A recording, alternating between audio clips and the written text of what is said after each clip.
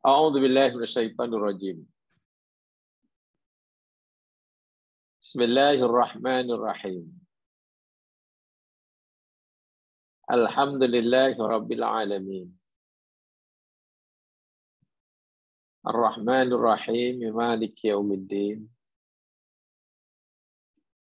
Iyyaka na'budu wa iyyaka nasta'in.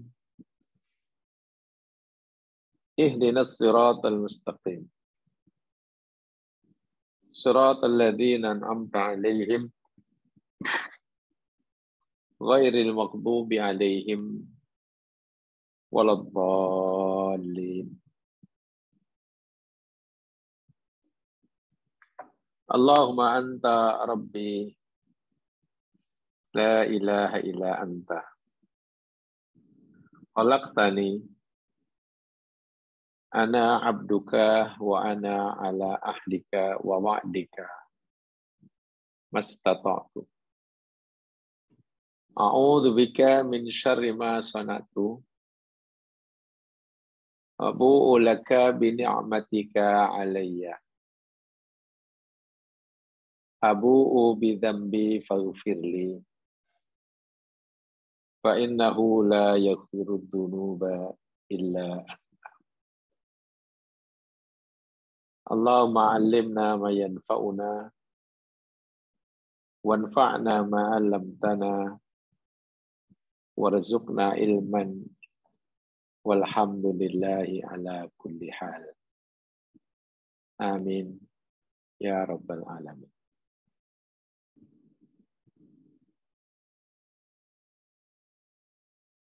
Panjatkan doa kepada Allah Subhanahu wa taala, semoga setiap orang daripada kita sentiasa berada di bawah lindungan dan naungannya, diterima segala amal yang kita lakukan, diampunkan segala kesilapan, diberi kekuatan dan kemampuan untuk melaksanakan segala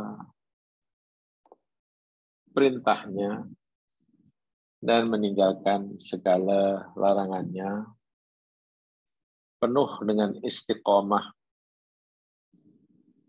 sehingga tiba masa untuk kita kembali kepadanya kelak. Amin ya rabbal alamin.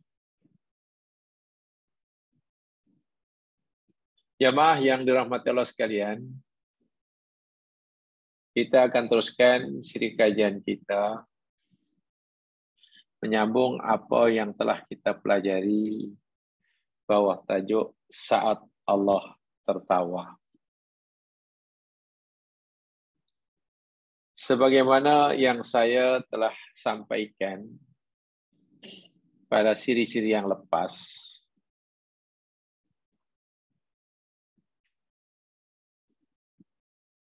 bagaimana cara memahami hadis yang berkaitan dengan Allah tertawa ini.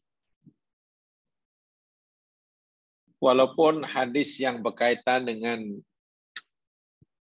Allah tertawa, tertawanya Allah, ini boleh dijelaskan daripada aspek akidah. Dan memang ini menjadi perbincangan di kalangan ulama tauhid. Karena ini berkaitan dengan sifat Allah. Bagaimana tertawanya Allah itu hakiki ke, majazi ke, perlu diterima adanya ke, atau ditakwil ke, dan seterusnya. Tetapi lagi-lagi, saya ingatkan, kita tidak akan masuk dari aspek ini. Ya.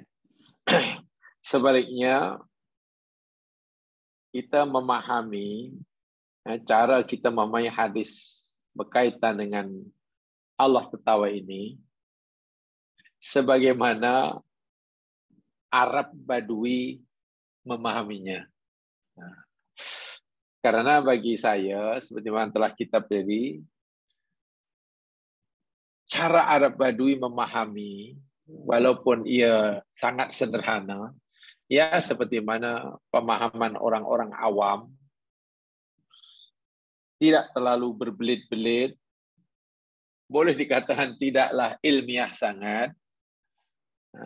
Bahasa saya yakni fahaman Arab Badui terlalu polos, gitulah. Tapi Masya Allah, ianya memberikan manfaat yang sangat besar sekali. Sangat besar sekali. Ya, sebagai contohlah dari hadis-hadis yang telah kita pelajari, dan insya Allah nanti ada beberapa hadis berikutnya yang kaitannya dengan ahli surga. Nota yang sempat saya sampaikan itu mungkin belum sempat kita pada malam hari ini. Ya, tapi sambungan daripada hadis-hadis yang telah kita pelajari ini. Ya. Cara Arab Badui memahami hadis-hadis ini memberi manfaat sangat besar. Sebab man dhahikallahu ilaihi fala adzab alaihi. Itu kesimpulannya. Bila kita yakin Allah Maha tertawa, Allah itu tertawa, maka siapa saja yang Allah tertawa kepadanya, maknanya Allah tidak akan menyiksa dia. Itu yang pentingnya. Saya ulangi, apabila Allah tertawa pada salah seorang hambanya, umpamanya, maknanya Allah tak akan siksa orang itu. Itulah yang saya maksudkan manfaat itu. Jadi kita tidak bicara dari aspek tauhid. Tertawa itu macam mana, kalau tahu macam makhluk ke tidak, macam itu bicara sangat ya mesti ada perbezaan lah. Ya contohnya di dalam hadis yang telah kita pelajari minggu lepas, Allah tertawa pada dua orang lelaki, bunuh B, dan akhirnya kedua-duanya antara yang dibunuh dan pembunuhnya masuk surga. Dan Allah tertawa. Maknanya Allah tak akan siksa kepada hambanya yang Allah tertawa kepadanya. Subhanallah.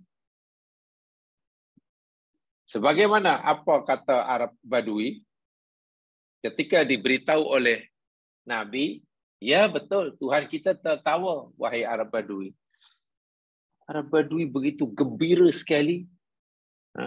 Respon spontan dia kata lana adama min rabbin yadhaku khairan. Kalau begitu, tak adalah kebaikan yang kita lakukan walaupun sedikit yang akan hilang. Pasti Allah akan beri balasan. Karena kita punya Tuhan yang suka tertawa. Maknanya ia pasti pengasih, menghargai, tidak mudah menafikan, menghilangkan.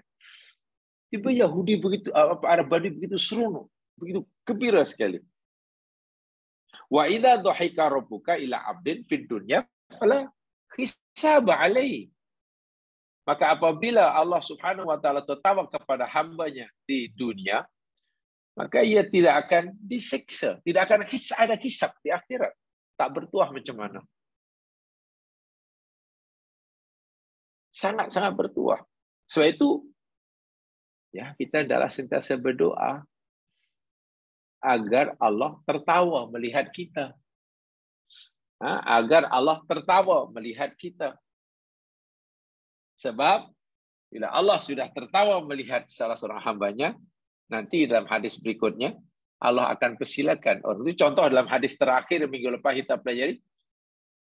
Allah kata pada hamba itu, udkhulil jannah. Masuk surga lah. Masuklah kita. Perhatikan ayat hadis terakhir minggu lepas. Yang akhirnya hamba itu dipersilakan oleh Allah untuk masuk surga. Dan sebelumnya Allah tertawa karena minta itu, nanti dia minta lagi. Hingga Allah pun tertawa dan akhirnya disuruh masuk surga. Min ajli hadha nuri ayyahallahu lana. Sebab itu kita berharap agar Allah Subhanahu wa taala sentiasa tertawa memandang kita. Tertawa memandang kita, melihat kita. Nuridu alan wahasab. Karena bila Allah sudah tertawa pada kita, Allah tak akan hisab. Allah tak akan siksa. Allah akan masukkan kita dalam surganya. Masya Allah. Tentulah ada syarat-syarat yang perlu dipenuhi oleh kita jika kita mahu Allah tertawa terhadap kita. Bukan mentertawakan ya. Kalau mentertawakan tu dosa. Tertawa dengan mentertawakan lain.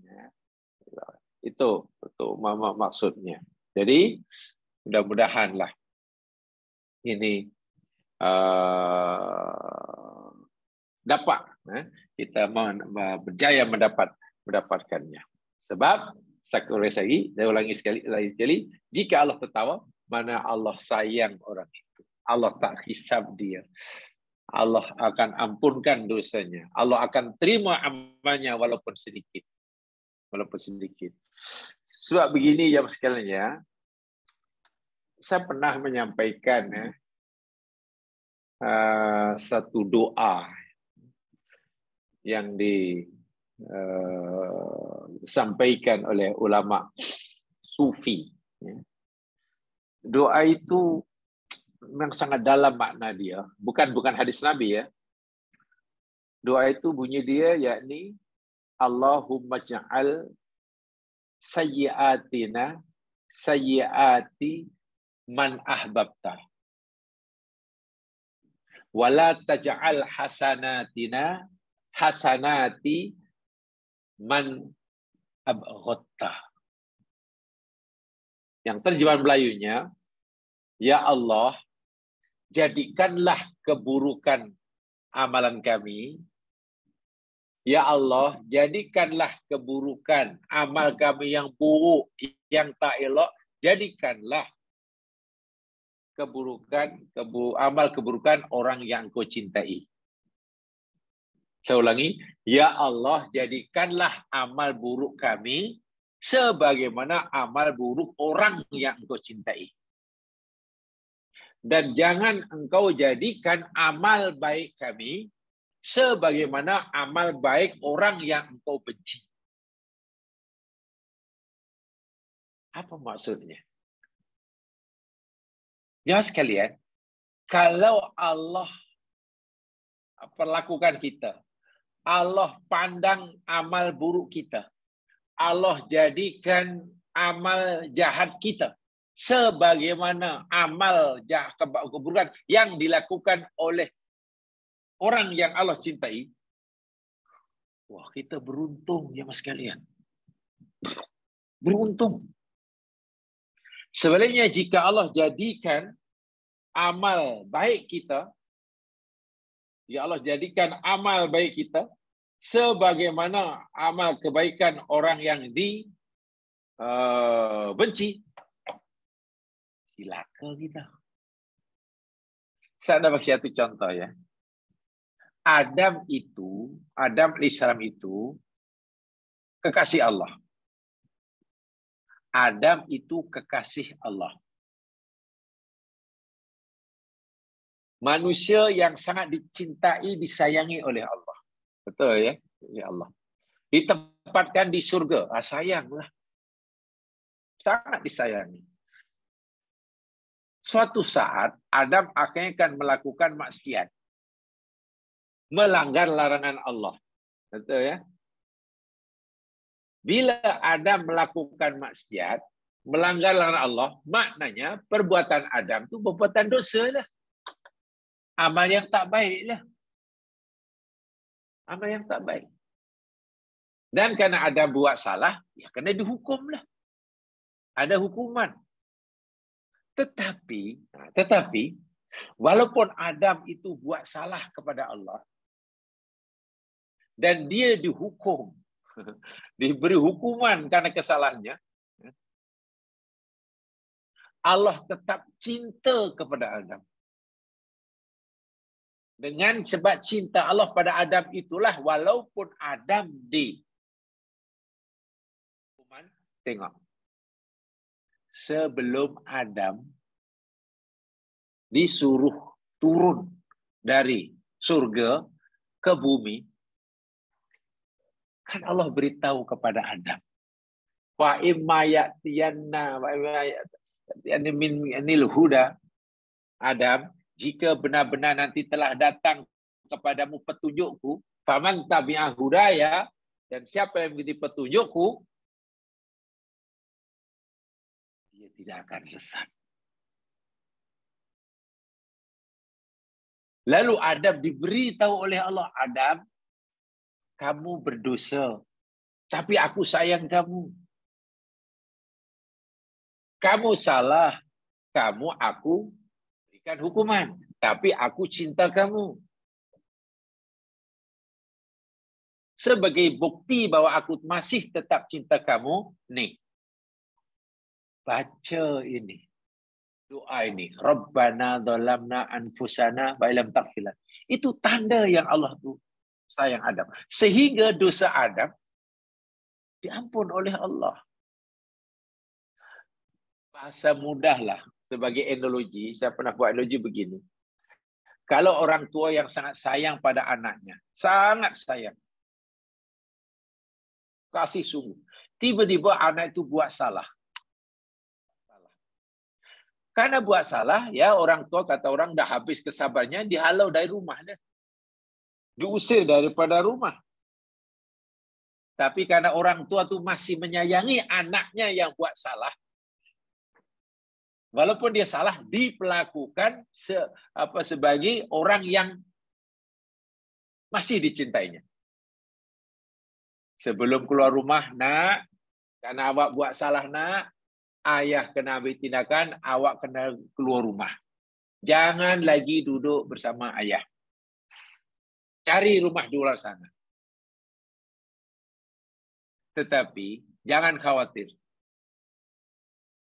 Ini duit untuk bayar rumah sewa, kau cari. Ini handphone, ada apa-apa cepat telepon ayah. Ini ATM, kalau awak tak ada duit, pergilah cucuk dinding, keluar nanti duit. Tak payah susah-susah. Oh, jolok-jolok dinding tu keluar duit. Keluar duit. Artinya, walaupun dihalau dari rumah, masih dibekali handphone, diberi duit, diberi apa sih kemudahan. Maknanya apa? Dia buat salah, tapi tetap diperlakukan sebagai kekasih. Coba, kalau kita buat salah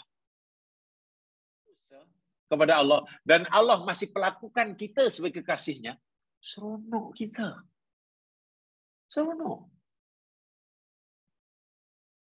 Yang malang, yang celaka itu, kalau Allah jadikan amal baik kita sebagaimana amal baik orang yang Allah benci.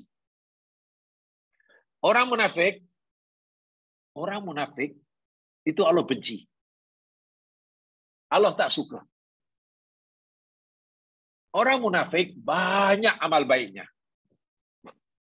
Orang munafik solat pada zaman Nabi, Masya Allah. Bersedekah. Iya, bersedekah. Jihad ada di medan perang. Qiyamul Lail. Bahkan orang munafik sempat buat masjid di Madinah. Namanya Masjid Diror. Tak jauh daripada Masjid Kuba. Dan Allah suruh Nabi robohkan. Tengok. Karena Allah benci kepada orang munafik, kepada pelakunya, amal baik mereka kosong. Amal baik hapus. Kalau amal baiknya pun Allah padamkan dan Allah hapuskan, bagaimana amal jahatnya? Masya Allah, pasti disiksa. Sementara orang yang dicintai Allah seperti mana Adam, walaupun ia berdosa, walaupun ia dihalau daripada surga, Allah masih perlakukan ia sebagai kekasihnya. Diajarnya doa untuk mohon ampun, dan seterusnya, dan seterusnya. Kalau saya gunakan bahasa yang sederhana berkaitan dengan tajuk kita, maksud, ya Allah, jadikanlah kejahatan kami sebagaimana kejahatan orang yang kau cinta ini. Ya Allah, jika sehingga hamba-Mu ini buat salah sekalipun, ya Allah, buat dosa sekalipun, ya Allah, karena kelemahan diri ini, kami mohon, ya Allah, dalam Kau sentiasa tersenyum memandang diri ini. Kita buat salah, Allah masih memandang kita tersenyum. Itu kita bertuah. Jangan kau jadikan amal baik kami, ya Allah, macam amal baik orang kau benci. Kita buat baik banyak-banyak, kita beribadah banyak-banyak, tapi Allah tengok kita benci, murka. Itulah yang saya maksudkan. Jadi senyumnya Allah itu, tertawanya Allah itu, hendaklah saya lebih suka memahami dari aspek ini. Jadi sebagaimana cara Arab Badui memahaminya. Berpikir sederhana, pemahaman secara simpel, ya boleh katakan tak terlalu tinggi, tak terlalu ilmiah. Maklum Arab Badui, tetapi ia memberi manfaat yang sangat besar dalam kita beragama. Dan Nabi mengiyakan, ini yang seronoknya. Nabi tak kata, wahai Arab Badui, pahaman kamu tu salah. Tak, Nabi tak kata. Bahkan sahabat-sahabat pun merasa bertuah. Dapat pelajaran Islam melalui cara berfikir Arab Badui yang walaupun sangat sederhana, tetapi memberikan manfaat sangat besar sekali. Jadi, jangankan kita buat baik. Sedangkan bila kita buat jahat, terlibat jahat sekalipun, Allah memandang kita senyum. Allah memandang kita tetap sebagai kekasihnya. Masya Allah. Jadi kalau Allah tegur pun, itu teguran kekasih. Itu luar biasa itu. Sebenarnya orang tua masih tetap mengasihi, menyayangi anaknya. Walaupun anaknya itu tidak lagi dibenarkan duduk serumah. Suruh keluar cari rumah sendiri. Tetapi rumah disewakan. Yang bayar orang tuanya. Makan minum yang atur orang tuanya. Segala-galanya. Jadi apa yang susahnya? Lainlah kalau orang tua sudah hilang kesabarannya, hilang kasih sayangnya. Lainlah kalau Allah istilahnya sudah pandang, marah, benci kepada hambanya. Jangankan masa buat salah, buat baik pun akan sia-sia. Akan sia-sia. Ya, itu. Terima kasih Datuk Azmi hantar kepada jamaah sekalian tu. Ya, itu doa yang saya masukkan tadi. Hasan As-Sadili, itu bukan hadis Nabi. Tolong itu di apa? Mungkin tengok handphonenya kalau jamaah sekalian. Ya, saya tak sempat. Saya pernah sampaikan. Hasan As-Sadili. Mungkin ada yang handphone boleh ditengok itu. Saya bacakan. Ada ya? Doa Abu Hasan As-Sadili tentang keburukan. Allahumma sayyi'atina sayyi'ati man ahbabta wa la tas'al hasanatina hasanati man abghata fa isanu la yaqa'u ma'al bughdi minka wal isaatu la tadurru ma'al hubbi minka. Ya Allah, jadikanlah keburukan-keburukan kami ini sebagaimana keburukan orang yang Kau cintai, dan janganlah Kau jadikan kebaikan kami sebagaimana kebaikan orang yang Kau murkai. Kerana sesungguhnya kebaikan itu tidak ada manfaatnya jika disertai dengan kemurkaan-Mu. Dan keburukan itu tidak ada kemadaratannya jika disertai dengan kecintaan-Mu. Masya Allah. Keburukan amal kita tidak akan memadarat pada kita jika disertai dengan cinta Allah. Karena Allah akan ampunkan. Kebaikan kita sebanyak manapun tidak memberi manfaat pada kita jika disertai oleh kemurkaan Allah. Karena bila Allah sudah murka, jangankan sikit, kebaikan yang banyak pun akan hapus dan hilang. Tolong doa ini diamalkan ya. Maksudnya ini bukan daripada Nabi, bukan. Bukan dari Imam Syafi'i, bukan. Tapi ini ya doa susunan yang disusun oleh Abu Hasan As-Sadili, tokoh Sufi. Beliau seorang ahli Sufi ya. Hasan As-Sadili.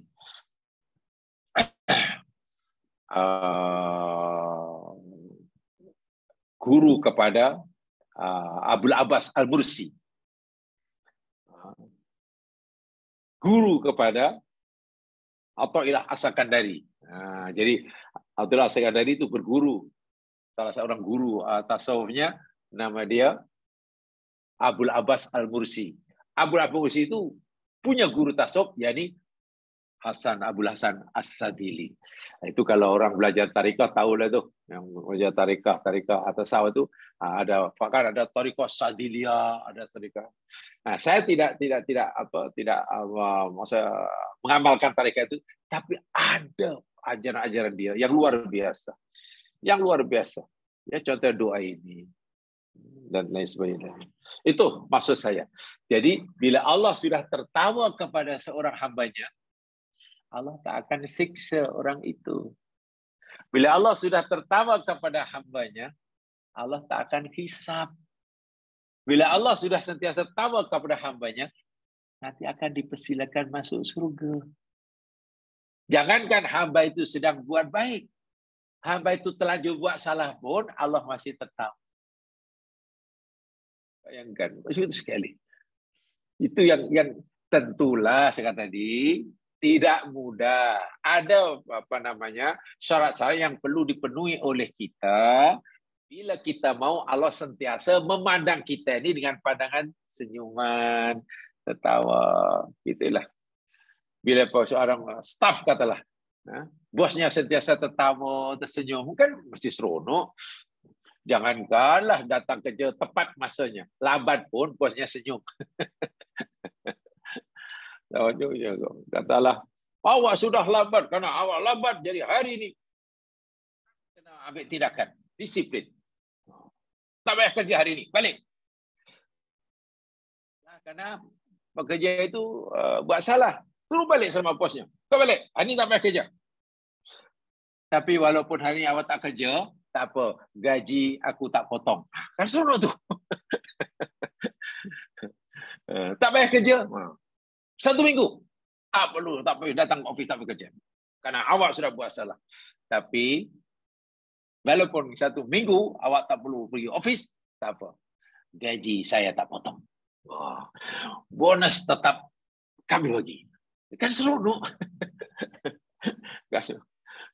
Itulah maksudnya ya, analogi dia. Baik. Yang sekalian, sekarang hadis yang kedua.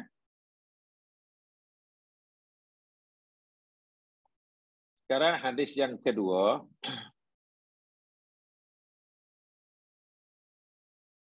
Saya bacakan. Daripada Abu Darda. Ya.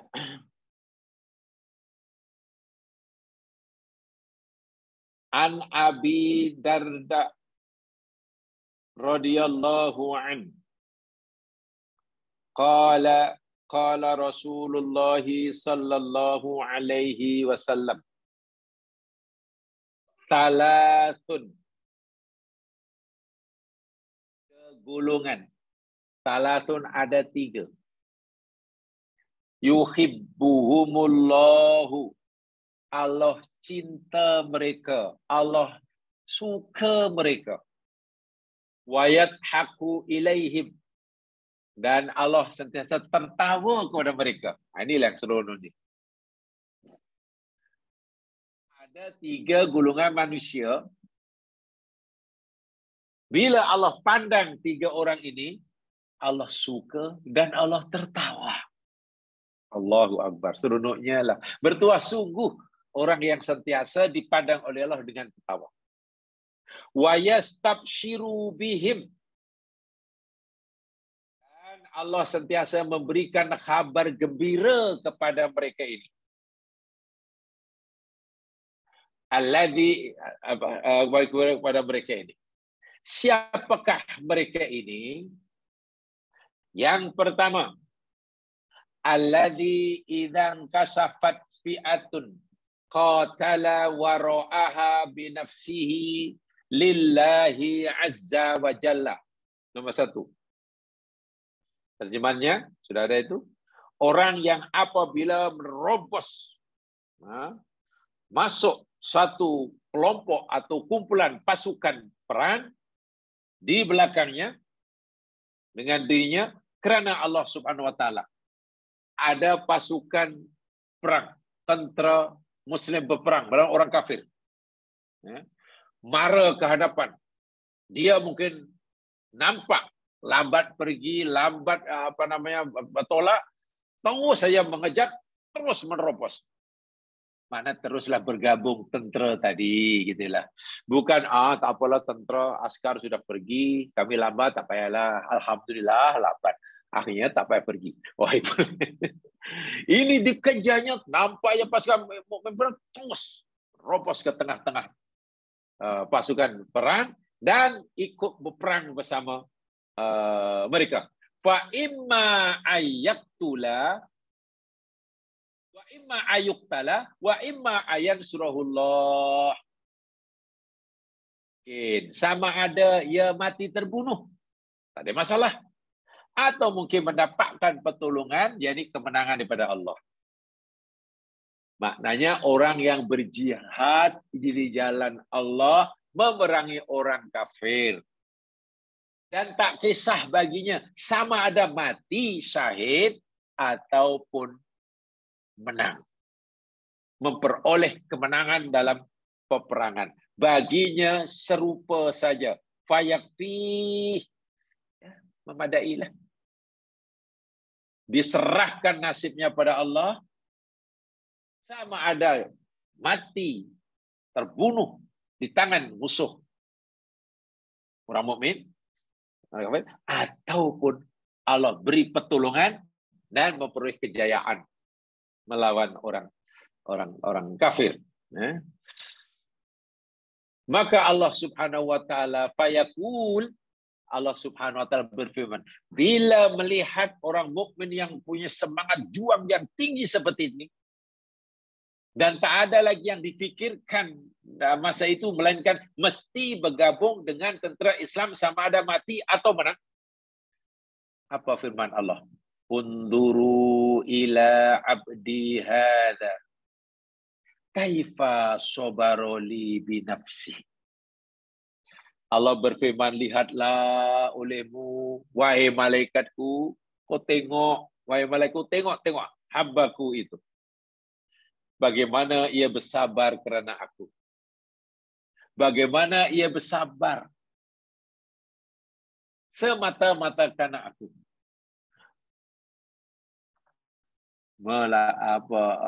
Pergi berperang jalan itu perlu kesabaran yang sangat tinggi. Perlu mengorbankan masa, tenaga, harta, bahkan rela mengorbankan jiwa dan raganya semata-mata karena Allah. Ini pertama. Allah tertawa. Allah suka. Dan tadi telah kita sampaikan, bila Allah pandang hamba tertawa, dan juga tak ada hisab. Allahu Akbar. Tak ada azab. Subhanallah. Allah persilakan dia masuk surga. Siapapun dia, mau kaya, mau miskin, mau muda, mau berumur, sudah berumah tangga atau belum, ada jawatan atau tidak, orang putih atau orang hitam, sama aja. Orang seperti ini, hisab tak ada, azab tak ada, dipersilakan masuk surga. Nomor 1. Nampaknya yang nomor 1 ini kita mungkin tak ada peluang atau peluangnya selalu kecil gambarnya. Di samping kita mungkin tak cukup kekuatan diri kita. Apa, pilih nomor 2 lah. Kan ada nomor 2. Apa nomor 2? Walladzi lahum ra'atun hasanatun. Golongan manusia kedua yang Allah suka mereka, Allah memandangnya dengan tawa, yakni orang yang mempunyai imra'atun hasanatun, pasangan hidup, istri, permaisuri, hasanatun, yang cantik rupawati. Cantik rupawati. Ya karena perempuan kan rupawati. Cantik merupawan tu bunyinya lain pula. Orang yang punya pasangan istri yang sangat cantik, yang mungkinlah katakanlah baru dikawininya. Wa firasun lin hasan. Allahu Akbar. Yang kedua ditambah pula Firos itu tempat tidur. Oh, kilam. Yang layin. Layin itu maknanya lembut. Empuk. Wah, tenggelam. Tahulah nama apa tilamnya itu, tak tahulah. Mungkin tilam yang paling lembut ya tilam air lah. Yang paling lembut kan tilam air aja atau angin aja. Angin. Lembut. Haisan yang cantik. Fayakumu minal lail. Orang itu mampu qiyamul lail. Bila suami istri tadi melakukan hubungan suami istri halal, dapat pahala. Nabi kata sedekah. Dahlah halal, dapat pahala, dan itu dikira ibadah. Hadis yang lain, hadis yang sahih, saya pernah mengajarkan ini dalam belajar hadis Subulus Salam, saya pernah sampaikan ada itu. Halal, dapat pahala. Apalagi mungkin dia pengantin baru. Memenuhi syahwat, tuntutan nafsu libido, dapat pahala. Ibadah. Tetapi orang ini memilih, Allahu Akbar, memilih untuk meninggalkan istrinya, tidak melakukan hubungan suami istri, memilih untuk bangun menyembah Allah. Kalaulah meninggalkan yang haram, karena nak melakukan yang disuruh, itu wajar, itu biasa. Ini meninggalkan yang baik dan juga ibadah, tapi memilih untuk melakukan ibadah yang mungkin ramai orang tak suka. Qiyamul lail. Terpaksa menahan keinginannya, mengawal nafsu libidonya, mengawal keinginannya untuk tidur di katil tilam yang empuk dan lembut. Fayaqul ya daru, lalu Allah melihat orang seperti ini, Allah berfirman, ya daru syahwatahu, nih hambaku ini meninggalkan syahwatnya, keinginannya untuk bercampur dengan pasangan hidupnya diabaikan. Fayadhkuruni, lalu dia lebih memilih mengingati aku, memilih untuk berbisik, bermunajat denganku, daripada memilih untuk bermesraan dengan pasangannya, walaupun halal dan juga dapat pahala. Walau sya'a roqodah. Wahai kalau dia mau, dia boleh tidur, apalagi penat. Kalau dia mau, dia boleh memilih untuk bercampur dengan pasangannya. Jika dia mau, dia boleh memilih untuk tidur. Apalagi disebutkan oleh Nabi tadi, tilamnya layin, lembut. Tapi dia memilih. Jamaah sekalian, tengok ya. Mengawal keinginan nafsu seksual, nafsu libido, walaupun terhadap pasangannya dan ia halal, itu dapat pahala. Tapi kemampuan seorang mengawal keinginannya untuk rehat, untuk tidur, karena ingin qiyamul lail, walaupun jika tidur pun dia tak berdosa, itu lagi besar pahalanya. Allah suka. Kenapa suka? Karena orang ini memilih untuk mengikuti keinginannya menyembah Allah, daripada mengikuti keinginannya untuk mendapatkan kepuasan diri sendiri. Walaupun jika ia mengikuti kemauannya untuk mendapat kepuasan diri sendiri, tidak dosa. Ini dalam perkara tak dosa ya. Kan bercampur suami istri tidak dosa, tidur tidak dosa. Tapi memilih apalah qiyamul lail. Kepada orang yang kedua ini, Allah suka dan Allah sentiasa tertawa memandangnya. Dan tadi saya katakan, bila Allah tertawa memandang orang ini, tak ada azab, tak ada hisab. Tak ada hisab. Jika sekiranya orang itu terlanjur buat salah, Allah akan jadikan kesalahannya sebagai kesalahan orang yang dicintai. Yang dicintai. Dan itu berada di tangan kita. Itu pilihan. Itu pilihan. Yang pertama, berat juga. Tadi syahid. Yang kedua, mungkin lebih mudah daripada yang pertama. Atau barangkali ada pilihan yang ketiga, kata Nabi. Yang ketiga apa? Walladzi idza kana fi safarin. Yang ketiga yakni alladzi, orang yang idza kana fi safarin, apabila ia dalam perjalanan, safar. Sama ada perjalanan laut ke, perjalanan udara ke, musafir di darat ke, masalah safar.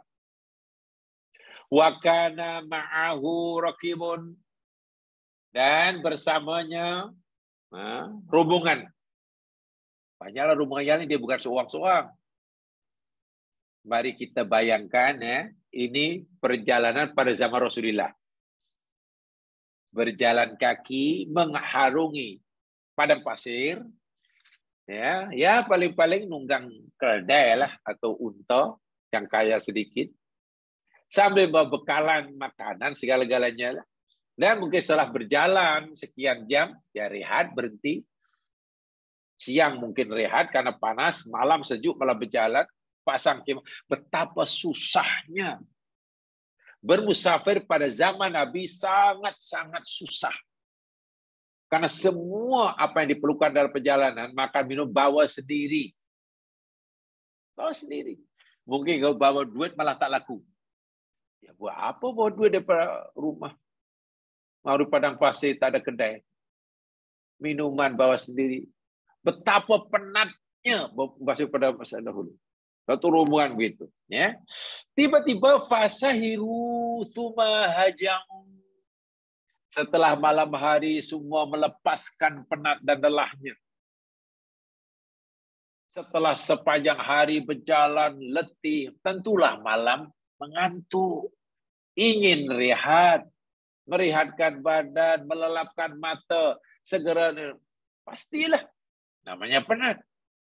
Tetapi orang ini, yang lain segera tidur, segera rehat. Tapi orang ini memilih sahiru. Sahir itu benar berjaga malam. Tak mau tidur. Kenapa tak tidur? Tuma haja'u. Kemudian dia bangun malam. Berdiri sholat. Berdiri sholat. Yang lain memilih untuk rehat. Dan tak salah. Karena penat dalam perjalanan, kemudian tidur, tak salah. Ini bukan cerita salah atau tidak salah. Ini cerita orang yang punya kemampuan, kekuatan, mencintai Allah sangat tinggi. Jika ia tidur, ya mana lebih sukalah merehatkan badannya. Ada kepentingan pribadi. Bila ia tidur, ada kepentingan pribadi. Matanya yang mengantuk ini dilayan. Tapi dia kata, daripada aku memenuhi kepentingan diri. Ini kepentingan diri tak apalah. Aku solat aja. Aku tahan mengantukku. Aku tahan jerih penatku. Berdiri menghadap Allah. Jadi, ini memang tidak mudahnya. Sebab biasanya begini kan. Bulan Ramadan, siang puasa, malam tarawih. Ada pula yang lain. Orang kata, kenapa tadi tak sembahyang tarawih tadi? Oh pernah dah, pernah.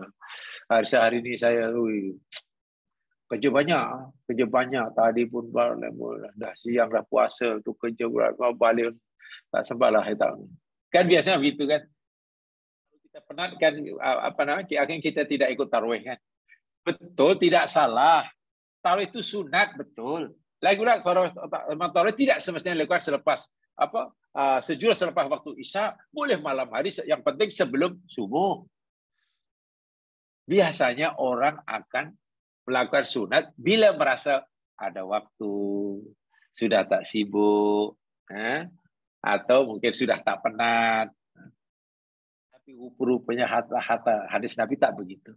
Jika kita ingin mendapat mahabbah Allah, jika kita ingin Allah sentiasa tertawa melihat kita, buatlah ibadah itu justru ketika kita sedang penat. Ketika kita sedang mengantuk, kita qiyam. Kita ingin berbisik kepada Allah Subhanahu wa taala justru ketika kita punya keinginan untuk tidur. Punya keinginan katakanlah untuk campur suami istri. Maka ibadah-ibadah seperti itu bila kita mampu melakukannya, boleh mendatangkan kecintaan Allah. Bukan makna tidur tak boleh, boleh. Boleh. Kenapa? Ya tentu lebih susah ya. Lebih susah. Dan ini sebetulnya bukan ini saja jamaah sekalian. Dalam semua ibadah. Pernah ditanya. Dalam Islam kan kita disuruh bersedekah. Memberikan sebagian rezeki Allah yang Allah berikan kepada kita kepada mereka yang memerlukan. Sedekahlah. Ini sedekah sunat ya, soal wajib, zakat memang dah wajib. Nabi pernah ditanya, ya Rasulullah, ayu sedekati afdal. Kita ini disuruh bersedekah. Sedekah yang paling utama tu yang macam mana ya Rasul? Sedekah yang paling utama sekali. Yalah sedekah itu maknanya baik, baik, baik. Tapi sahabat tanya yang paling baik macam mana? Utama. Yang paling utama itu macam mana?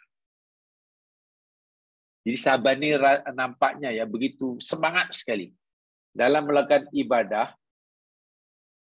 Kalau boleh sentiasa buat yang paling baik, bukan yang baik.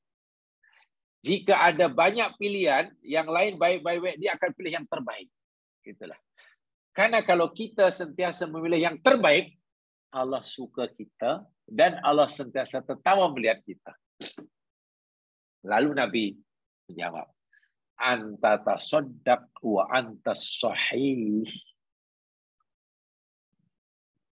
Sedekah yang paling utama itu, yakni engkau bersedekah ketika engkau masih sehat.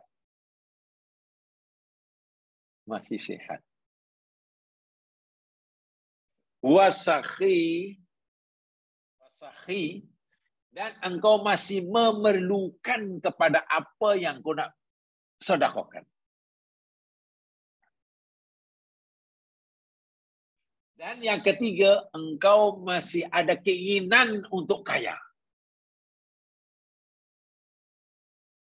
Ada 3 keadaan. Bila kita bersedekah dan kita masih sehat, dan keadaan sehat, itu lebih afdal daripada kita bersedekah ketika kita sakit. Apalagi sudah sakit tenan. Biasanya kalau orang itu sudah sakit tenan, kritikal, jadi dermawan. Karena dia fikir-fikir, buat apa aku nak orang sedekah? Kalau zakat aku tak perlu zakat. Tak apalah, ambil aja sedekah ya. Karena dia tidak merasa perlu lagi. Coba kalau dia sehat, belum tentu disedekahkan. Kita bersedekahkan sesuatu yang kita masih memerlukannya. Kalau kita bagi sesuatu pada orang lain, dan sesuatu kita dah tak suka, itu pastilah senang. Bak kata orang, kita bagi makanan itu sedap. Bagi kepada orang lain, ketika kita sudah kenyang, itu tak ada masalah. Makan. Dah kenyang. Nah, coba bagi makanan yang sedap, kita suka, dan kita masih lapar. Ibadah biasa lapar, dan itu pun hanya cukup untuk kita. Pastilah kita akan mendahulukan diri kita. Bukan tak boleh kita bagi makanan pada orang lain ketika kita dah kenyang. Boleh, ada pahala dia, baik. Tapi Nabi ditanya yang paling utama, bagi sedekah ketika kamu memerlukannya, dan kamu masih berharap ingin jadi orang kaya. Belum kaya, ingin kaya, tiba-tiba nak bersedekah. Lainlah kalau orang dah tak keinginan untuk kaya, biasanya jadi. Artinya apa ya mas kalian? Orang bersedekah masa sehat itu terpaksa melawan nafsunya. Sementara bersedekah semasa ia sakit dan tak lagi memerlukan apa yang disediakan, tak perlu melawan nafsunya. Menyediakan sesuatu yang kita tak suka, kita tidak perlu melawan nafsu kita. Berbeza dengan memberikan sesuatu yang kita masih suka.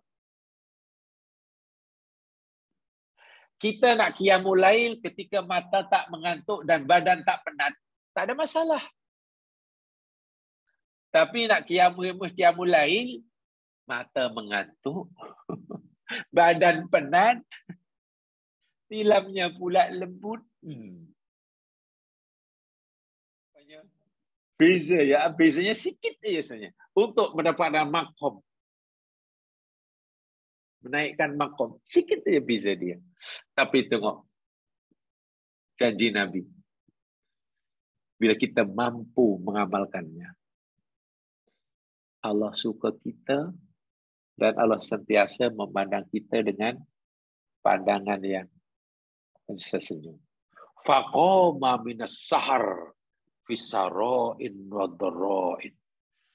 Orang itu berdiri waktu sahur. Orang lain tidur nyenyak, bahkan sudah bermimpi. Dia qiyamul lail. Wah, tidak mudah melakukannya ketika mata mengantuk dan badan penat. Inilah orang berikutnya, golongan kedua, yang Allah tertawa melihatnya. Dan saya tegaskan sekali, karena ini penting, bila Allah memandang hambanya itu tertawa, apa maknanya? Allah tak siksa dia. Allah tak hisab dia. Allah masukkan dia dalam surga.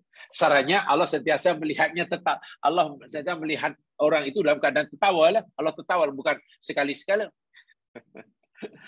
Kalau hanya satu amalan saja Allah melihatnya tertawa, tapi amalan yang lain Allah melihatnya benci, tak jadilah. Hadis ini dinilai hasan oleh Nasiruddin Albani. Oleh Nasiruddin Albani. Jadi kesimpulan atau poin yang boleh kita ambil dari 3D itu, ibadah kepada Allah, ya sekalian, bagi membolehkan kita mendapatkan mahabbah Allah, bagi membolehkan Allah tertawa melihat kita, yakni ibadah yang kita lakukan dalam keadaan susah. Dalam keadaan kita terpaksa melawan hawa nafsu kita. Saya ulangi. Dalam keadaan kita terpaksa melawan hawa nafsu kita lebih kuat. Dahulu pernah saya katakannya, berbuat baik kepada orang yang berbuat baik pada kita, itu baik. Dan insya Allah dapat pahala. Tapi kita tidak menghadapi apa masalah. Buat baik pada orang yang berbuat baik. Kita tidak perlu melawan nafsu kita. Berbuat jahat kepada orang yang berbuat jahat, itu pun mungkin selarilah dengan kehendak nafsu. Buat jahat kepada orang yang berbuat jahat. Berbuat jahat kepada orang yang berbuat baik, wah, itu kalau orang betul dikuasai oleh waktu, itu oleh nafsunya, puaslah itu. Orang yang betul-betul dikuasai oleh hawa nafsunya, berbuat jahat pada orang buat itu kepuasan. Baginya kepuasan. Yang pertama, biasa aja. Buat baik pada orang buat baik. Buat jahat pada orang buat jahat, itu mengikut hawa nafsu lah tu. Ya mungkin, ya memang ya, patutlah dia pun buat jahat pada saya pun buat jahat. Buat jahat pada orang buat baik, itu betul-betul orang itu diperhambakan oleh hawa nafsu. Karena ia merasa puas, gembira kerana buat jahat pada orang baik. Satu yang pahalanya sangat besar, satu yang Allah pandang dia suka dan Allah sentiasa tahu melihatnya, apa dia? Berbuat baik hatta kepada orang yang berbuat jahat. Ahsin ila man asa ilaih. Kenapa berbuat baik pada orang berbuat jahat itu bahkan jalannya lebih? Ya, karena kita terpaksa melawan hawa nafsu kita lebih. Berbuat jahat pada orang berbuat baik itu tidak perlu melawan hawa nafsu bagi orang yang dikuasai nafsunya. Berbuat jahat pada orang berbuat jahat itu tidak perlu melawan nafsu sangat karena nafsu kata memang patut pun. Berbuat baik pada orang berbuat baik itu biasa. Kita tidak perlu melawan dengan nafsu kita. Tapi yang keempat, berbuat baik kepada orang berbuat jahat. Terpaksa berusaha mengalahkan kehendak nafsu, dan bila kita mampu, disitulah Allah akan melihat kita dengan senyuman. Allah memandang kita dengan tertawa. Dan seterusnya, dan seterusnya. Dan seterusnya. Itu maksudnya. Jadi, amal ibadah apa saja boleh dihiaskan dengan hadis ini. Hadis ini sebagai panduan. Bukan makna betul-betul hanya 3 orang ini saja. Tidak. Ulama hadis memahami tidak semata-mata hanya 3 orang itu saja. Ada orang yang lain yang maksudnya sama dengan. Jadi bukan bentuknya sih, tapi konsepnya seperti itu. Seperti itu. Tuh, jamaah sekalian. Yang kedua. Ada yang kedua. Sekarang, mari kita lihat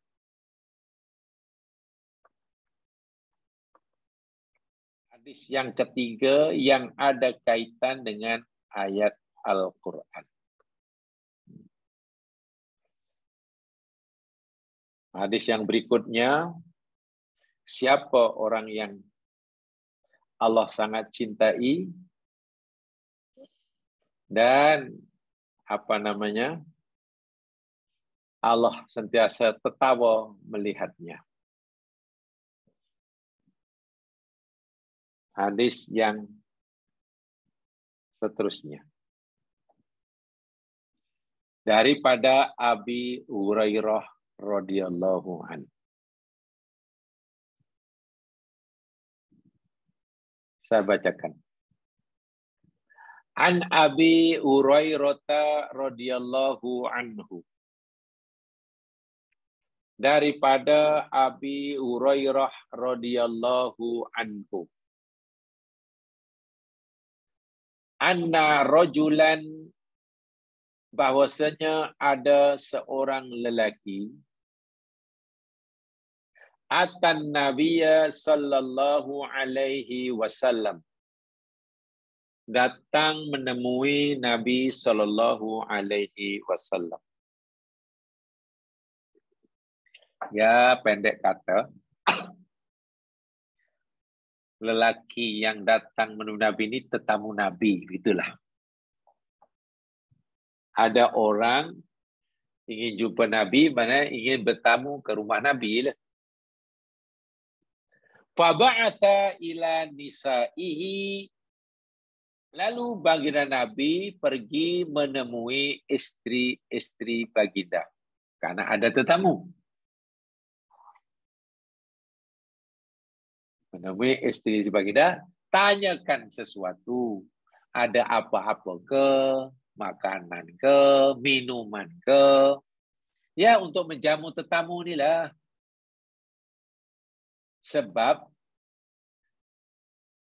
diafah, ikramud daif, muliakan tetamu, itu adalah hak tetamu, kewajiban tuan rumah. Hak tetamu, kewajiban tuan rumah. Di antara banyak nabi dan utusan Allah yang diberitakan paling kuat hormati memuliakan tetamu Nabiullah Ibrahim alaihissalam. Paling kuat. Dhaif. Jadi Nabi pun tanya pada istrinya, ada ke makanan untuk bagi tetamu kita tu atau apa-apalah. Subhanallah ya mas sekalian, tolong ya dihayati betul. Fakulna, lalu istri Nabi menjawab, ma ma'ana illal ma. Nabi berkata, ya Rasulullah, kami tidak punya apa-apa selain air. Allahu Akbar. Keluarga Nabi yang sekian. Nabi itu kekasih Allah. Dimi'rajkan, orang pertama yang masuk surga, paling kenal dengan Allah, Allah paling sayang. Tiba-tiba rumahnya pernah tidak ada makanan kecuali air. Allahu Akbar walillahil hamd. Tolong ya kalau ada orang katalah, ini termasuk sunnah yang paling susah ya. Kita mesti ikut Nabi. Kita kembali pada sunnah. Kita mencontohi Nabi. Yalah kalau mencontohi Nabi, kata bab solat itu, relax sikit lah. Kita mesti ikut sunnah Nabi. Macam mana umrah ikut sunnah. InsyaAllah senang sikit lah. Kita haji ikut sunnah Nabi. InsyaAllah tak ada masalah lah. Tapi kalau ikut yang ini, kawannya macam mana? Kita mesti ikut sunnah Nabi. Ni dalam rumah tangga macam ni. Yang ini saya ingat tak payahlah kot. Rumah Nabi, makanan tak ada kecuali air. Tapi jangan sekalian, jangan salah paham ya.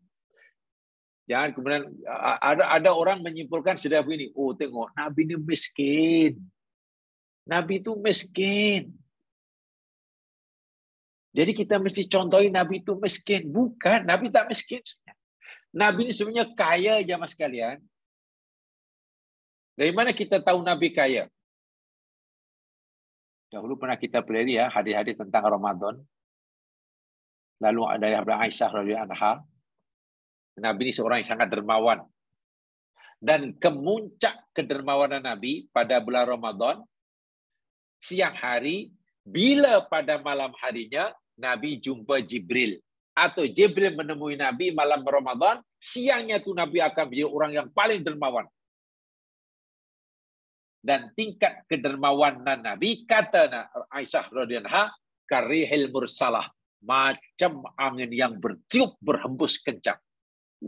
Itu ya bagi itu ya. Kalaulah Nabi orang dermawan, maknanya Nabi punya harta, itulah. Bagaimana mungkin orang yang dermawan banyak memberi tapi miskin? Tak mungkin. Habis kenapa rumah Nabi tak ada makanan kecuali air? Saya pernah nyatakan tempoh hari, jika Nabi katalah punya 10, sedangkan Nabi fikir hanya perlu 6 untuk dirinya dan keluarganya, dia akan bagi yang 4 kepada orang lain. Itulah. Bila Nabi punya 15, dan menurut Nabi dan keluarganya hanya perlukan 10, Nabi nampak ada 5 kelebihannya, yang lebih itu diberikan pada orang lain. Bahkan seringkali apa yang jadi milik Nabi melalui rampasan perang, sebagai besar malah diberikan kepada sahabatnya yang memerlukan. Sementara untuk keluarga sendiri, betul-betul cukup yang paling minimal.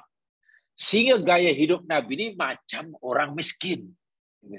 Jadi jika keluarga Nabi pernah tidak punya apa-apa makanan kecuali air, ya itu wajarlah. Karena begitu kehidupannya. Rumah sahabat lebih mewah aja mas kalian. Abdullah bin Umar lebih mewah.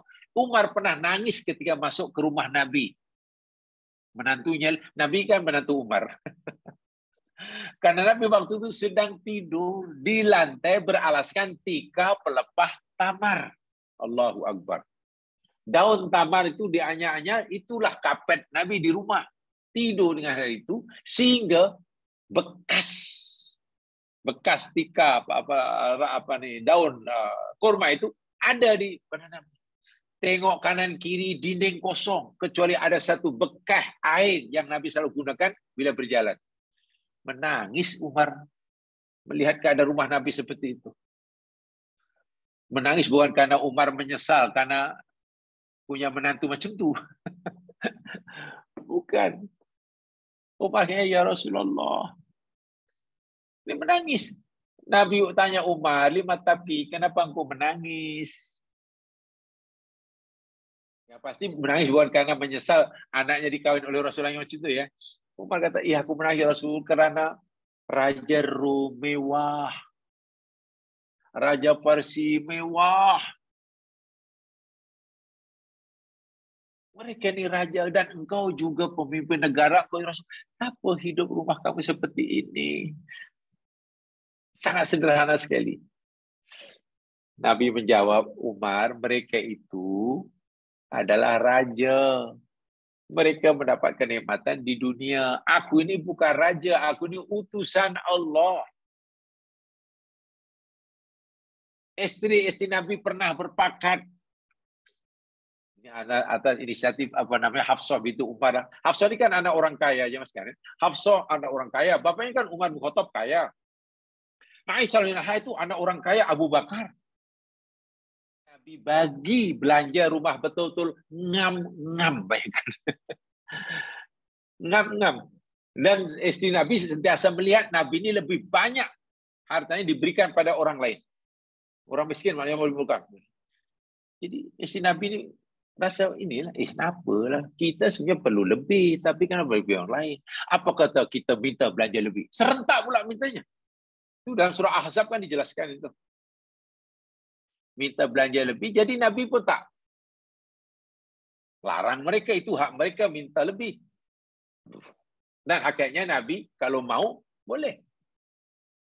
Nabi diam, memang kasihanlah. Karena mintanya serentak, gimana?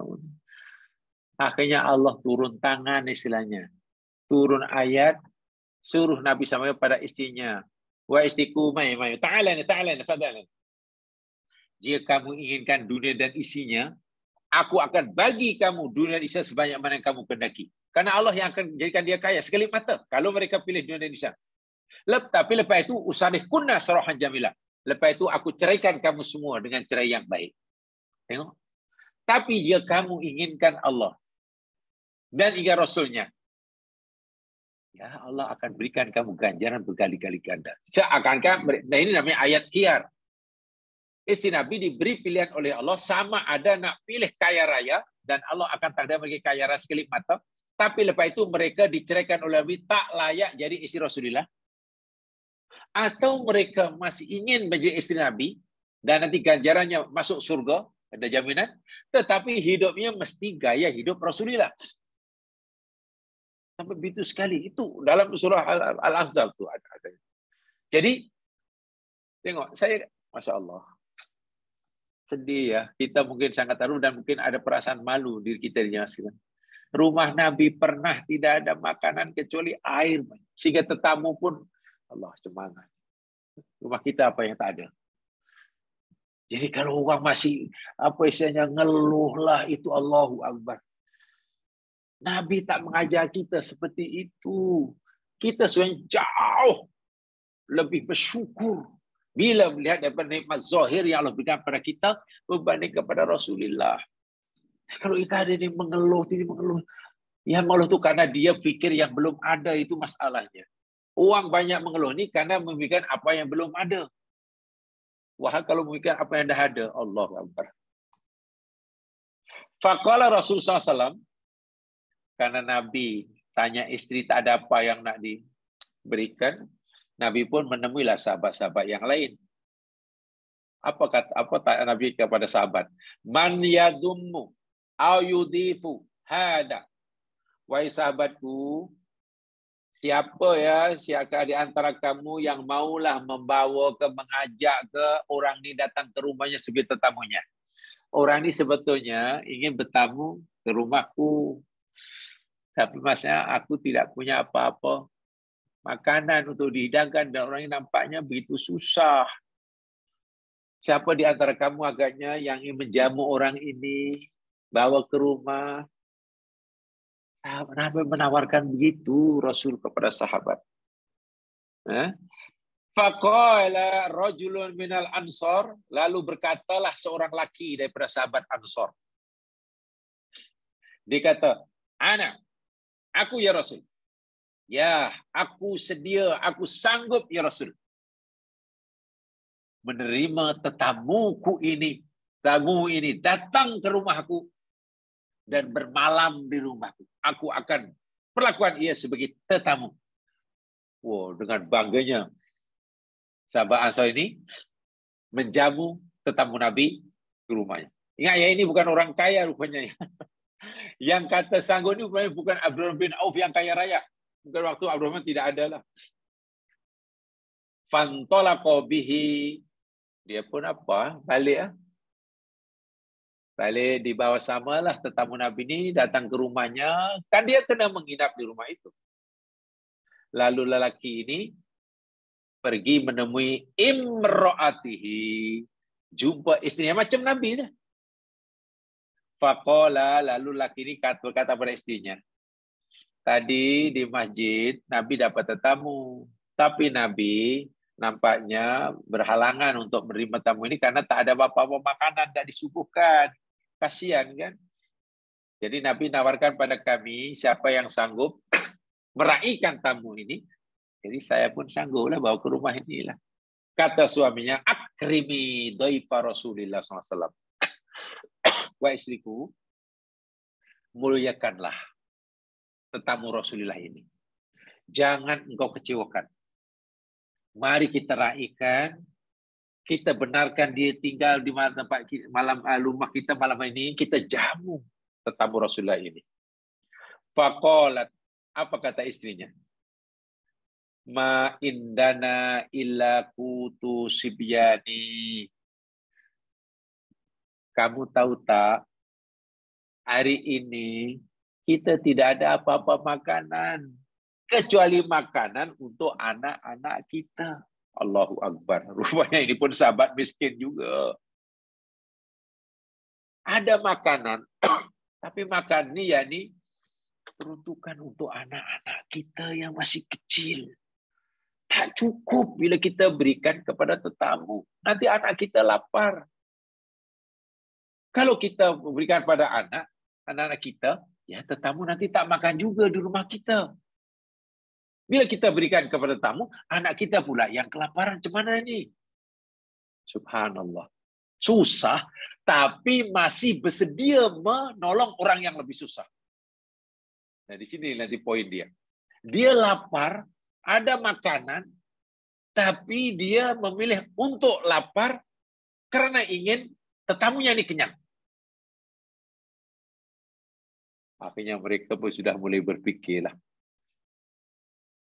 Apa? Faqala. Lelaki tadi. Hayyi'i ta'amaki. Wa asbihi sirajaki. Wa nawwimi sibyanaki. Tolong kamu sediakan makanan itu sekarang. Ini dah menjelang malam, sediakan elok-elok makan itu. Makanan apa namanya? Si anaknya itulah. Tidaklah disediakan makanan itu. Dan tidurkanlah anak-anak kita. Tidur awal, jangan lambat-lambat. Cepat tidurkan. Walaupun belum makan. Idza aradu asya'an. Nanti apabila sudah tiba masa untuk makan malam, asya itu dinner yang sekalian ya. Bahasa Arabnya asya. Asya itu dinner. Fahayyat ta'amaha asbahat sirajaha wa nawwamat sibyanaha. Mereka sudah malam dan ingin tiba waktu makan, apalagi istrinya menyediakan makanan itu dan ia telah menyalakan lampunya dan dia telah menidurkan apa namanya anaknya. telah menidurkan anaknya. Tsumma qamat kana tuslihu sirajaha. Setelah makanan dihidangkan, karena dihidangkan, tetamu pula sudah diajak makan oleh tuan rumah, tapi makan itu je lah, anak belum makan tuh, dah tidur. Isinya disuruh oleh suaminya, awal dah pakat lah. Bila dia saat makan, kamu pergi ke lampu itu, ya pura-pura membetulkannya lah. Betulkan, tapi tujuannya untuk dipadamkan aja. Tapi ya, masa itu lampunya bukan pakai switch sekarang ya. Allah, jangan lampu pelita. Ya pura-puralah dibetulkan, tapi padamkan. Maknanya bila dah tetamu makan, gelap rumah ini. Gelap. Betul dilakukan. Ini telah dirancang betul-betul nih. Tsumma qamat ka'anha tuslihu sirajaha. Itu nak makan, tiba masa makan, perempuan itu bangun dan pura-pura nak membetulkan lampu, tapi sebenarnya nak memadamkannya. Fa'athu, lalu ia memadamkannya. Faja'ala yuriyanihi ka'annahuma ya'kulani. Lalu kedua-duanya, seorang tetamu dan suaminya duduk menghadap makanan, ya tentu hanya dalam talamnya sekalian ya. Dan kedua-duanya makan. Kedua-duanya makan. Tetapi sebenarnya yang makan itu hanya tetamunya. Tuan rumah hanya pura-pura mengunyah ke, pura-pura bersentuh tangan ke, punya ketuk-ketuk talamnya ke, dulangnya ke. Pura-puranya tuan rumah. Pura-pura mengunyah, pura-pura sendawa, gamaknya lah. Lagi pula kan tetamu tak nampak. Jadi makan itu habis dimakan oleh tetamunya, kenyang tetamunya. Tuan rumah hanya karena pura-pura makan, laparlah. Apalagi anaknya, karena itu habuan anaknya, dah tidur. Subhanallah. Benda itu namanya kecil je mas sekalian, menjamu orang hingga kenyang. Tetamu tak tahu yang tuan rumah rupanya tak makanan, tak makan. Makanan yang dimakan oleh tamu itu, tetamu tak tahu yang itu makanan anaknya. Kan benda itu sebenarnya sederhana. Amalan yang mungkin untuk hari ini macam alah kecil je. Makanan tu bukan mungkin sepinggan pun tak ada. Entah makanan tu roti aja. Ya mungkin hanya roti. Mungkin. Yang pasti bukanlah Mandi Rice belum ada waktu itu. Mandi Rice belum ada. Belum ada. Belum ada. Anak unta panggang ya belum ada waktu itu. Belum ada. Tak mampulah orang ni. Tak mampu. Dah habis itu saja. Kenapa? Fabata tawiyain. Apalagi ya akhirnya kedua-duanya malam hari tidur. Semua tidur dan keduanya yang satu tidur nyenyak, tetamunya karena kenyang, sementara tuan rumah lelaki dan perempuan anaknya tidur kelaparan dalam keadaan lapar. Dah itu aja. Ini tak ada siapa yang tahu kecuali tuan rumah. Kecuali hanya suami istri di rumah itu. Tetamu pun tak tahu. Nabi tak tahu. Tentulah Allah melihat ya. Ingat, Allah memperhatikan. Allah melihat, Allah memandang, Allah memperhatikan. Tak ada siapa yang tahu. Di antara manusia tak kecuali tuan rumah, suami istri. Anak sudah tidur, tetamu yang dijamu pun mungkin, terima kasih banyaklah, terima kasih. Kalau lah awak tak jamu, tak tahulah. Saya sudah 3 hari mungkin tak makan. Tak tahulah kalau tak dapat tidur malam ini. Terima kasih kerana awak dah benarkan kami numpang. Mungkin. Terima kasih. Tapi tuan rumah tak apalah. Alhamdulillah dia puas walaupun kita terpaksa. InsyaAllah. Dan tak cerita pada siapa tuan rumah ini. Ya benda macam itu takkan cerita. Falamma asbaha ghada ila Rasulillah sallallahu alaihi wasallam. Maka tatkala berpagi-pagi ya, pergilah ke masjid tentu, sembahyang subuh. Begitulah. Lepas sembahyang subuh, ya, ini menemui Rasulullah SAW, jumpa Rasulullah SAW. Bukan nak cerita. Ya biasa, jumpa, dapat salah jumpa. Masya Allah. Semasa jumpa Nabi itu, Nabi bertanya. Faqala, bersabda, bertanya, Dhahikallahul lailata. Malam tadi Allah tertawa sungguh. Malam tadi Allah tertawa melihat kamu berdua. Ay ajibah, Allah kagum. Ini bahasa kita, Allah kagum. Min fi'alikuma. Buatan kamu berdua. Allah melihat kamu sebagai suami dan suami istri tertawa. Suka sungguh.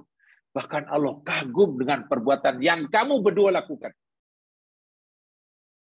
Benar-benar pandai memainkan peranan penting sehingga tetamu tak sedih. Gaya kamu yang pura-pura makan mengunyah pun luar biasa. Real lah lakonan kamu. Tetamu pun tak perasan. Yang menyatakan Allah suka dan Allah tertawa. Kemudian Allah turunkan ayat. Inilah ayatnya. Dalam surah Al-Hasyr. Allah turunkan ayat dalam surah Al-Hasyr. Ayat yang ke-9.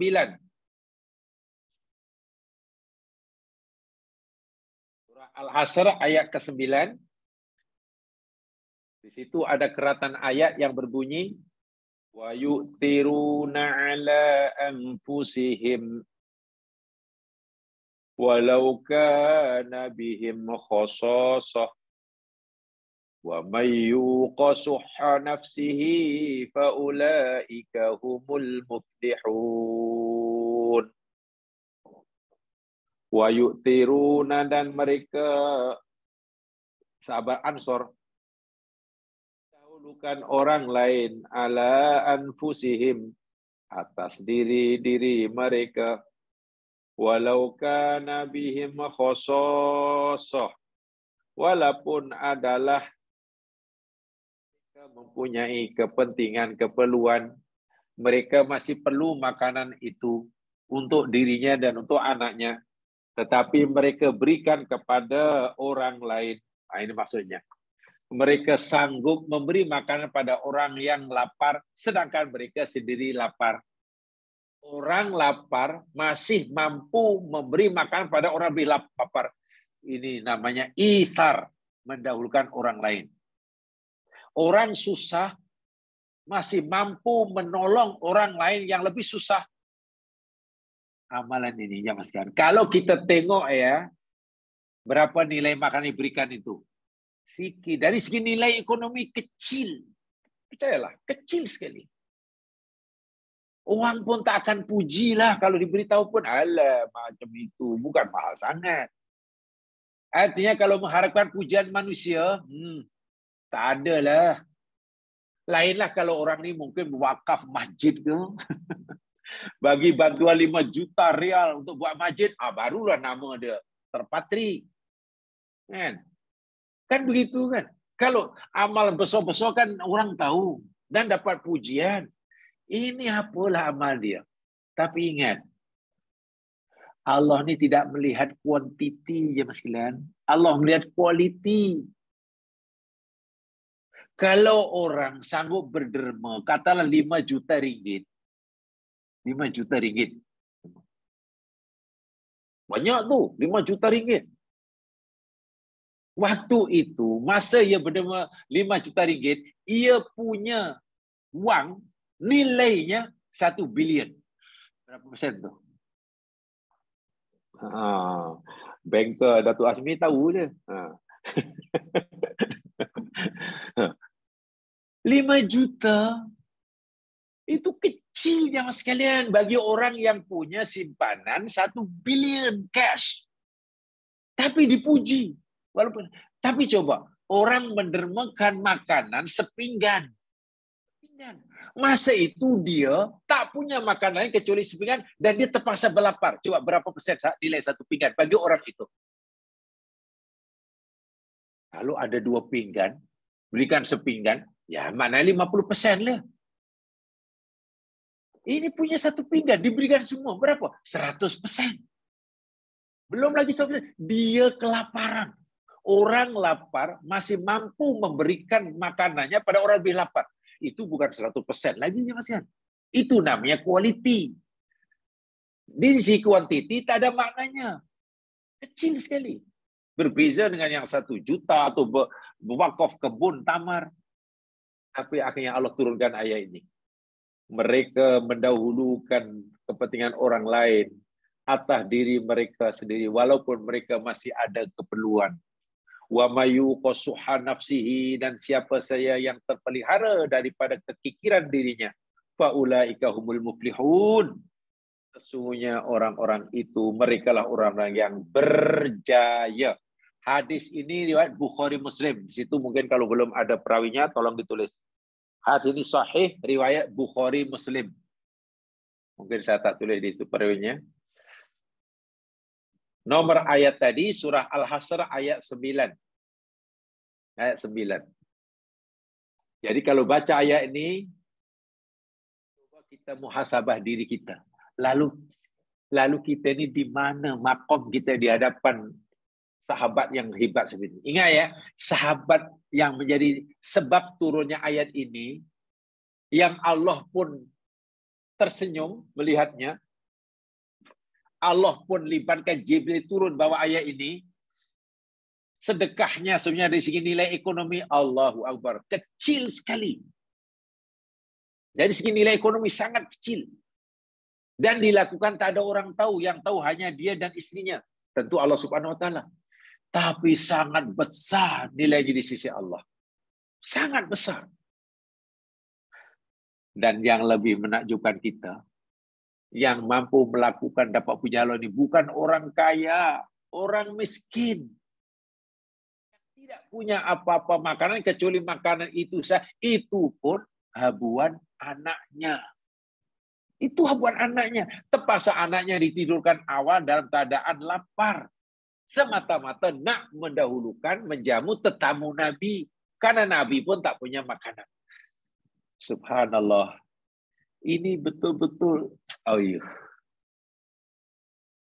ini bukan berlaku dalam cerita dongeng yang ini betul-betul berlaku di planet bumi ini. Kalau kita membayangkan lah, ini kita bayangkan sebab belum ada video kan, kalau ada sebab itu sudah ada video mungkin ada masuk YouTube lah mungkin. Agak-agak orang ini seperti apa, rumahnya seperti apa mungkin, malamnya sebab anak-anak tidur dengan kelaparan macam mana hanya katanya. Tentu sangat-sangat daif untuk ukuran hari ini, tentu sahabat ini sangat daif. Bahkan mungkin tersanai sebagai miskin tegar. Kalau hari inilah sahabat yang menolong itu mungkin tersanai sebagai golongan miskin tegar. Miskin, ya kalau sampai tak ada makanan kecuali sedikit itu untuk anak. Tak miskin tegar macam mana coba? Tapi Allahu Akbar. Jadi rupa-rupanya jemaah sekalian, kalau kita ingin jadi orang yang Allah sentiasa suka kita, nak tolong orang tu tak perlu menunggu kita senang dahulu. Nak bersedekah itu tak menunggu kita kaya dulu. Betul ya sekalian. Justru ketika kita masih mampu bersedekah, ketika kita sendiri miskin, pahalanya besar. Pahalanya sangat besar. Tapi kalau kita katalah orang ini berlaku pada sekarang, mungkin ramai jiran-jirannya yang kata, budunya awak. Awak ni apa? Budu sangat. Sampai hati anak tidur, budak kecil kelaparan, semata-mata nak jamu orang lain yang tak kenal, tak siapa. Tapi orang ini merasa bertuah kerana apa? Bangga bertuah kerana dapat menjamu tetamu Nabi. Bayangkan. Dan orang ini semuanya sekarang sudah berada di alam barzah. Alam barzah itu hanya ada 2 tempat saja. Kalau bukan taman surga, jurang api neraka. Dan mereka ini sekarang berada di taman surga. Di dunia Allah ridho. Masuk alam barzah tak ada azab. Bangkit di akhirat tak ada hisab. Masuk surga.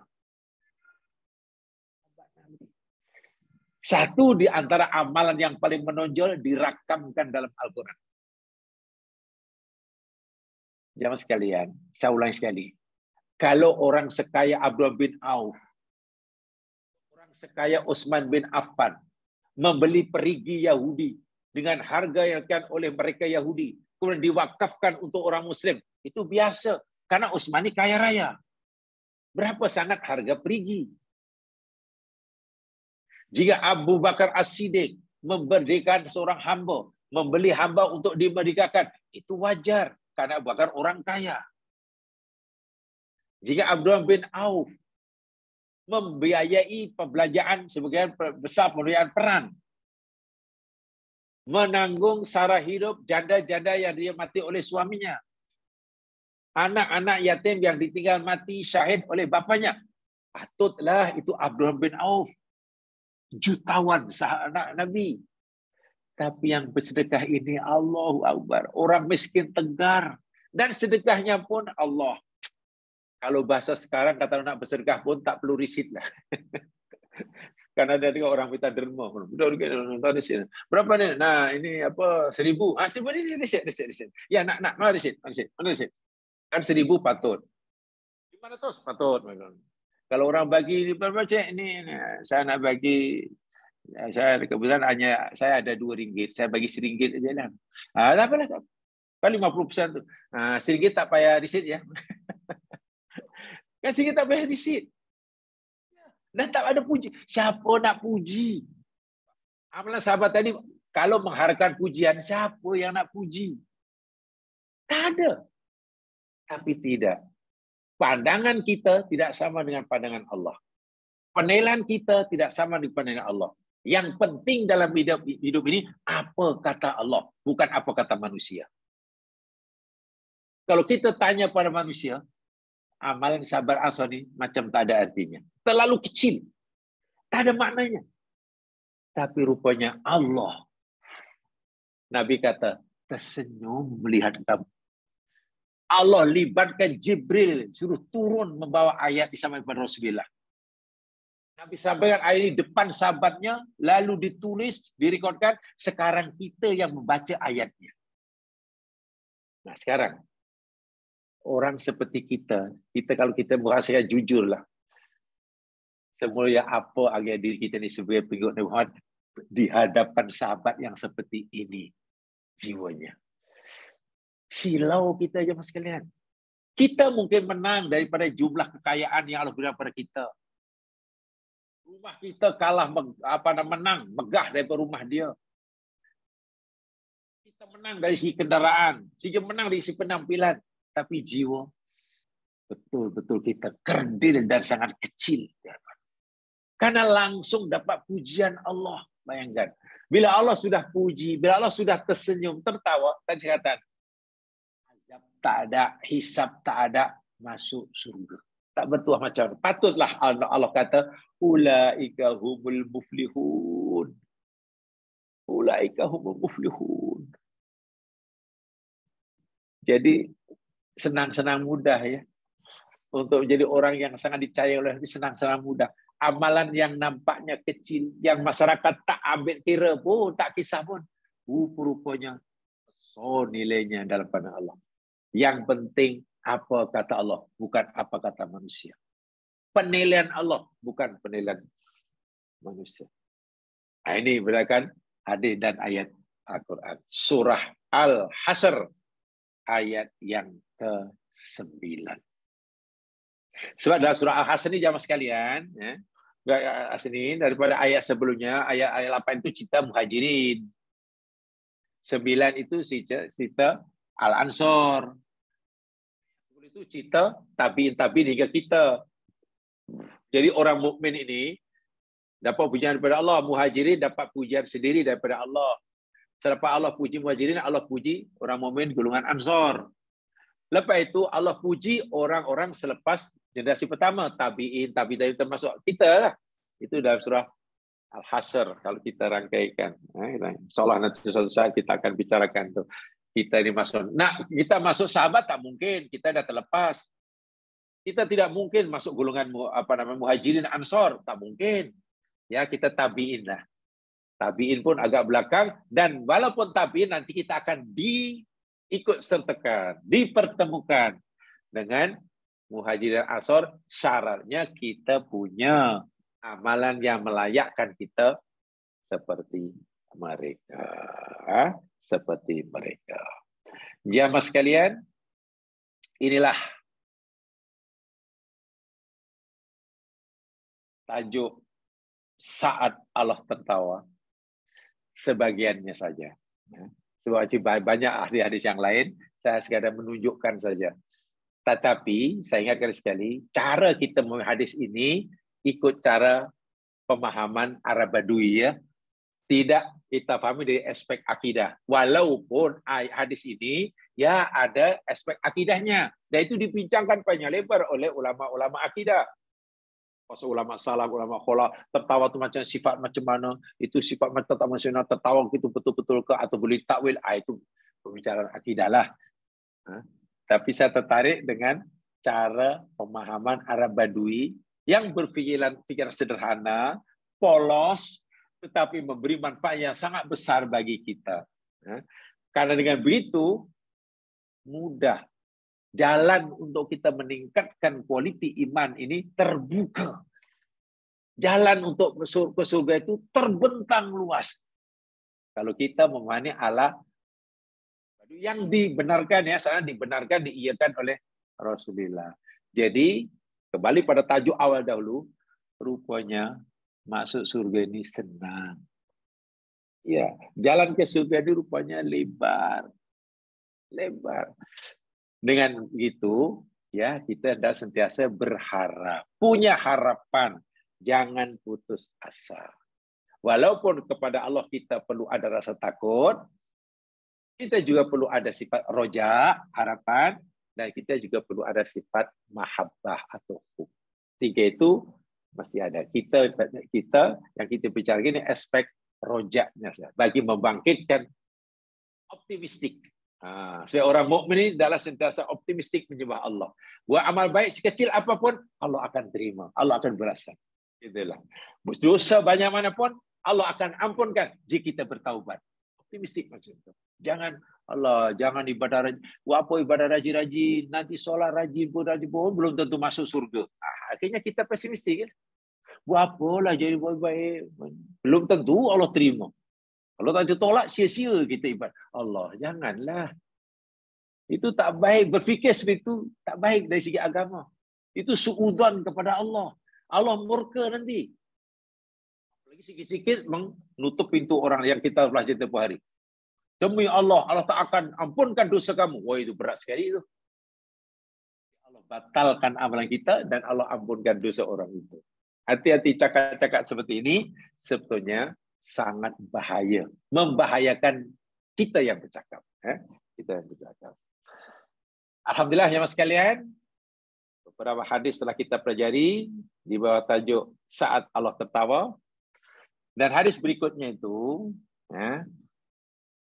saya berikan tajuk yang lain dengan hadis-hadis tambahan yang notanya saya sampaikan, yakni orang terakhir masuk surga.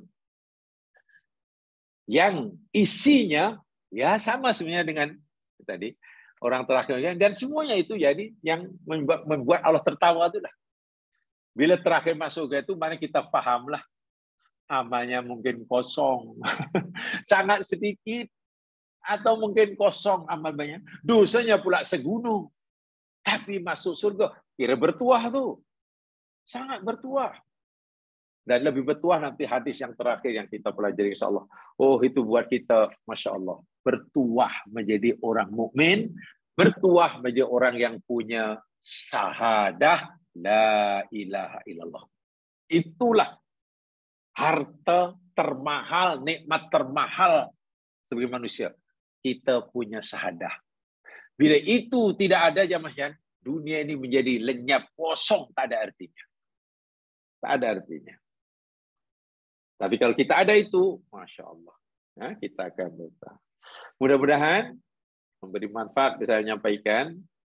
Alhamdulillah, kalau dapat dukung bersama, insya Allah kita jumpa pada kesempatan yang lain dengan tajuk yang lain, tetapi isinya masih ada kaitan, sambungan daripada yang telah kita pelajari ini.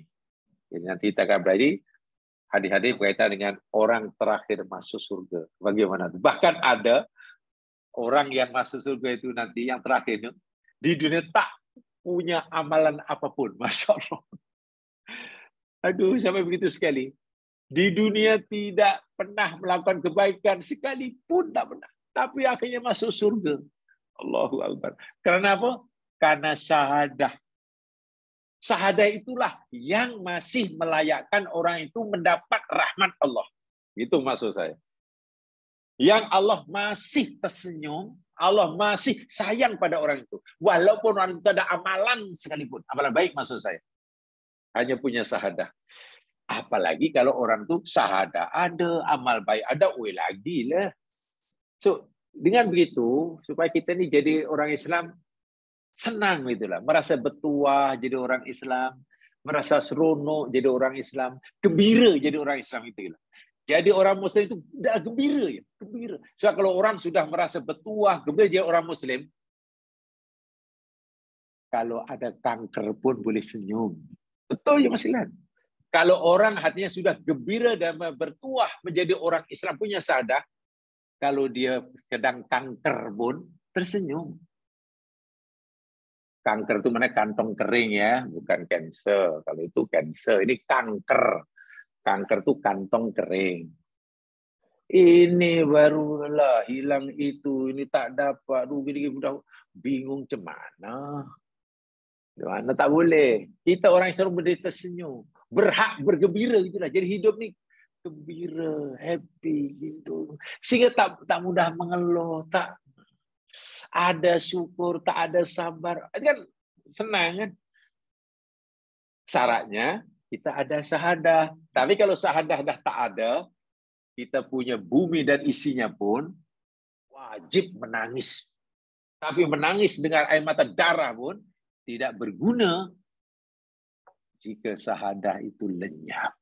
Waliyadzubillah. InsyaAllah kita akan berjumpa di yang lain. Itu dengan bacaan istighfar. Subhanakallahumma wa bihamdika asyhadu an la ilaha illa anta astaghfiruka wa atubu ilaik. A'udzu billahi minasyaitonir rajim. Wal 'ashr. Inna lafi khusr illa alladziina aamanu wa 'amilus shalihat. Tawassaw bil haqq wa tawassaw bis sabr. Assalamualaikum warahmatullahi wabarakatuh. Waalaikumsalam warahmatullahi wabarakatuh.